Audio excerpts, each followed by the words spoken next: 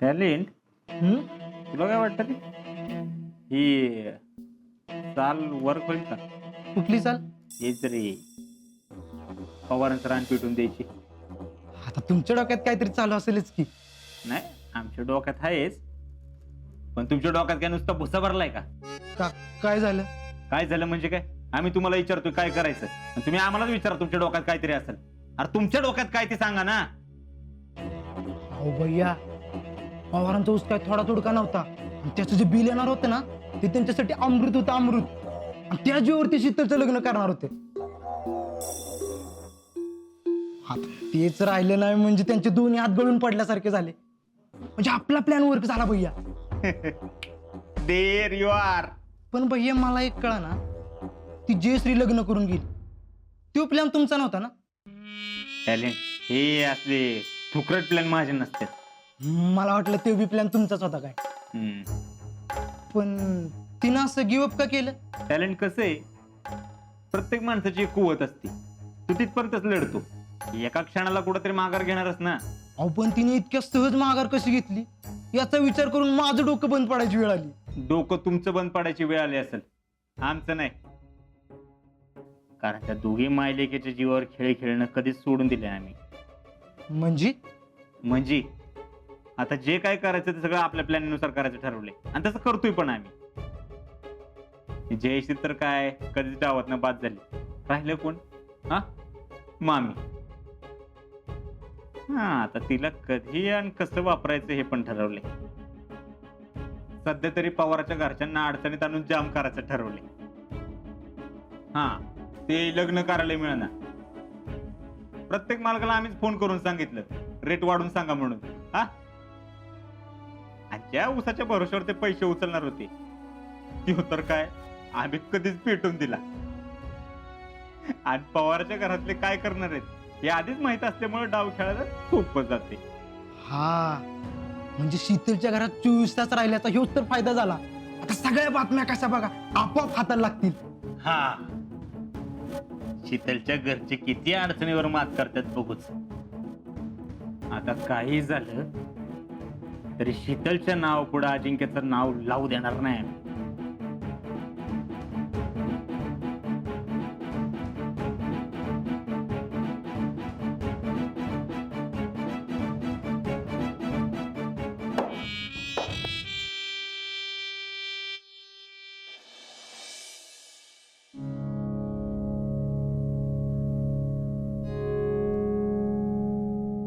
समाधान्या, अरे नानाने एक फोन तरी कर की.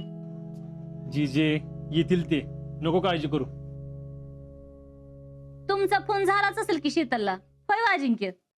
वय अरे माझा जीव राहू ना बाबा, त्यात आधीच काय घडतं याचा ठाव पण लागना. त्यात तुम्ही काय बोलायचं म्हणताय ते सांगत पण नाहीस. अरे काय आहे ते सांग तरी आम्हाला. अगं शीतलीच्या घरातले तरी येऊ देत, सांगणारच आहे की. अरे बघा आत्ता सांग की त्याला काय होतंय. अगे जे सांगतो म्हणलाय ना तो, कशाला गडबड करते ग? अरे तसं नाही समाधान्या, आता नंतर तर सांगायचं आहेच ना, मग आधी सांग की. माझ्या माताचा जीव राहू ना.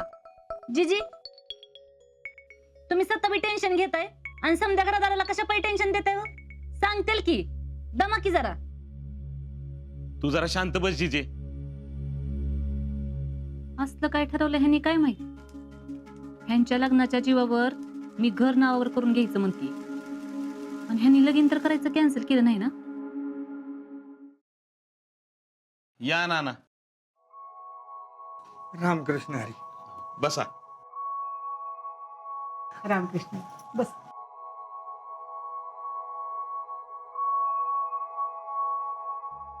पुष्पा, जागा जरा चहा टाक जा. नाही राहू दे, नको. नाना बसा तुम्ही, मी आणि शीतल आलो जरा. अरे आता कुठे निघाले तुम्ही? अगं आलो की एका मिनिटात. अरे पण जिजे अगं जाऊ दे, बोलायचं असेल काहीतरी त्यांना. आता एवढा वेळ आपण बोलायचं म्हणून थांबलोय आणि हे कशाला बाहेर चाललेत? जाऊ दे त्यांना.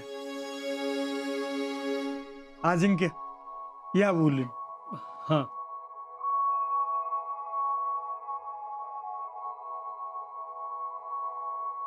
असं काय बोलणार आहेत काय माहित. तेच म्हणते मी बी. अजिंक्य बोलले का कशाबद्दल बोलणार वगैरे? नाही अगं, विचारून विचारून दमले मी, पण तू काहीच सांगायला तयार नाही. शीतल काय बोलली का? नाही, दोघं बोलणार आहेत म्हणाली. आज बी तसंच म्हणतोय. बघूया काय बोलणार आहेत. मला तर बाई धडकीच भरली. अहो काय काळजी करू नका, काहीतरी चांगलाच निर्णय घेतला असेल. व्हय, पण लगीन मोडायचं म्हणजे ते पुढे ढकलायचं असं तर ठरवलं नसेल ना त्यांनी? आता त्या दोघांना आणि परमेश्वरालाच माहिती. पुष्पा म्हणते तसंच काय तर ठरवलं असलं तर? आपण कशाला हवेवर अंदाज बांधतोय? ती दोघं येतील, त्यांनी काय ठरवलंय ते सांगतील, मग आपण आपला निर्णय सांगू. दोघं काय आपल्या मर्जीच्या बाहेर नाहीत.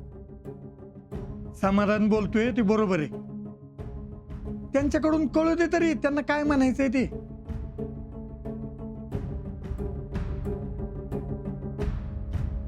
या, झालं का बोलून तुमचं? आता आता बोला, तुम्हाला काय बोलायचं ते. उगाच आमचा जीव नका टाकलेला लावू. आमच्या लग्नाबद्दल तुमची खूप धावपळ घाई चालू आहे, त्याच्याबद्दल थोडस आम्हाला बोलायचंय.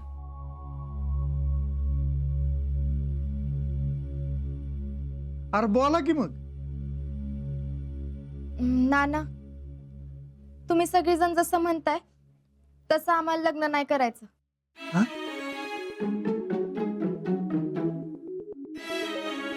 काय आता तुम्ही हे काय नवीन खूळ काढले बाबा?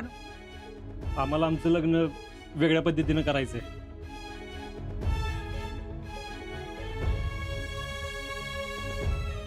आम्हाला दोघांना सामूहिक विवाह सोहळ्यात लग्न करायचंय.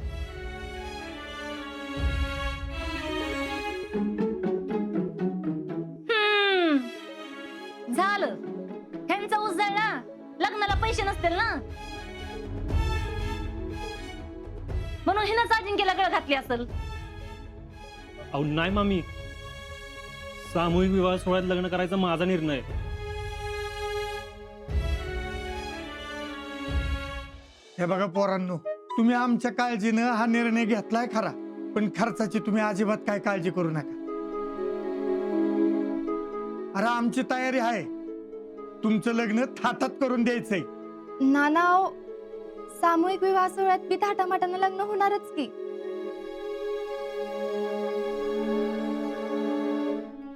अगं शीतल, पण तुम्ही असं का ठरवताय? हे बघ, आपला ऊस जळाला असला तरी तुझ्या लग्नात कुठलीच तडजोड होणार नाही याची आम्ही काळजी घेतोय. तू नको काळजी करू. तसं नाही, ऊस जळला म्हणून ह्यो निर्णय घेतला असं नाही, याचा विचार मी आधीच केला होता. वय, आधी जेव्हा ह्यांनी मला सांगितलं तेव्हा मला बी पटलं नव्हतं, पण ह्यांनी मला पटवून दिलं.